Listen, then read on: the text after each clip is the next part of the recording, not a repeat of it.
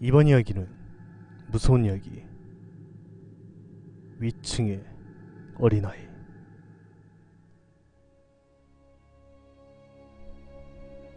대학의 친구에게 들은 이야기다.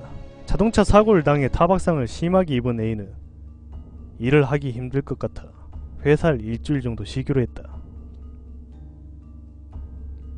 A는 결혼을 했지만 아내도 일을 하고 있었기 때문에 낮에는 집에 혼자 있을 뿐이다. 처음 이틀 정도 마음 편하게 뒹굴대며 보냈지만 사흘째부터 남아도는 시간이 점점 지겨워졌다.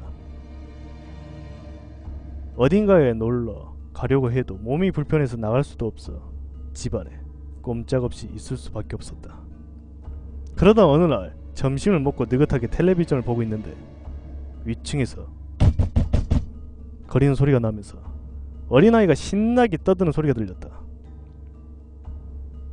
A는 학교가 쉬는 날인가 하며 생각하고 그리 신경 쓰지 않고 넘겼다고 한다.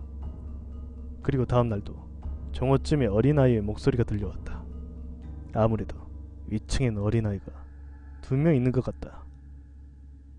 A가 살고 있는 곳은 대규모 아파트 단지였지만 의외로 낮에는 조용해서 아이들의 목소리는 아래층의 A에게도 잘 들렸다. 그러나 그리 시끄럽지도 않았고 오히려 지루하고 기분 나쁘게 조용한 아파트의 정적을 가려줘서 고맙다고 할 정도였다. 그리고 다음날 시간을 보내다 배가 고파진 A는 점심을 만들기 귀찮아 피자를 주문했다. 30분 정도 지나온 피자는 생각보다 양이 많았다. 결국 피자는 꽤 많은 양을 남겼다. 평소라면 아내를 위해 남겨두었을 테지만 문득 위층에 사는 아이들 생각나 A는 피자를 가져다 주기로 했다. A는 위층에 어떤 사람이 사는지 알지 못했다. 일단 초인종을 눌렀다.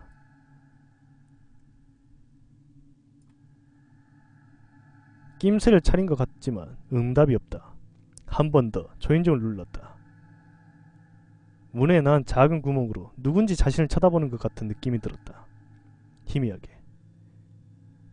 누구세요? 라는 목소리가 문 너머에 들려왔다. A는 자신이 아래층에 사는 사람이며 피자가 약간 남아 전해주고 싶어서 왔다고 이야기를 했다. 그러자 문이 빼꼼히 열렸다. 집안은 지독하게 어두웠다.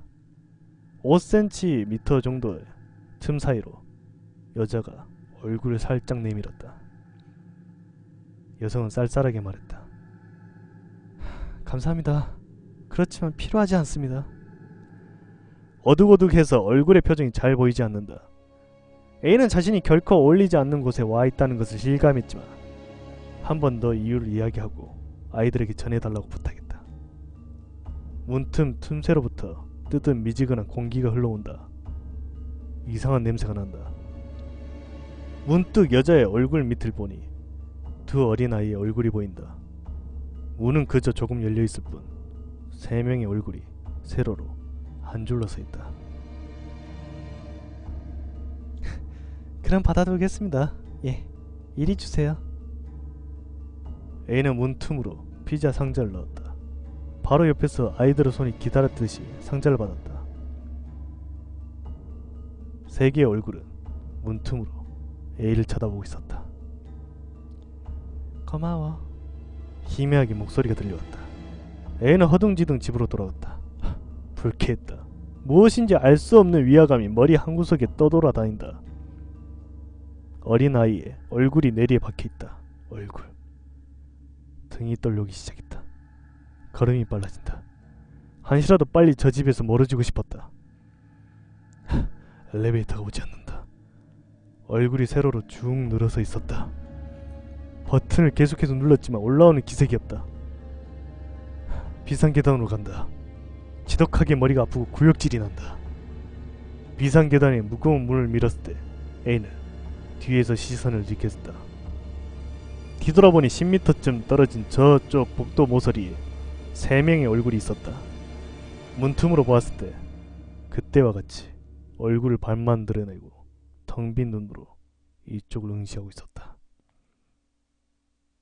대낮에 아파트 복도에 싸늘하게 내려오는 빛은 3명의 얼굴을 말끔하게 비추었다. A는 목 주변의 깁스도 아랑곳하지 않고 계단을 달려 내려가기 시작했다.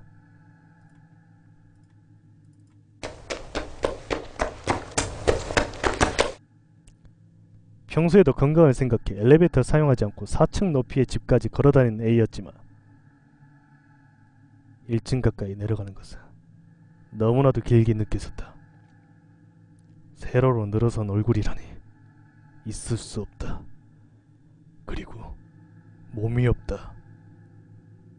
얼굴의 뒤에 있던 기묘한 것은 머리를 떠받친 손.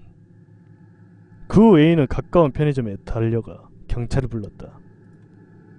경찰 수사에 의하면 A의 윗집에 사는 어머니와 아이들의 사체가 역주에서 발견되었다고 한다.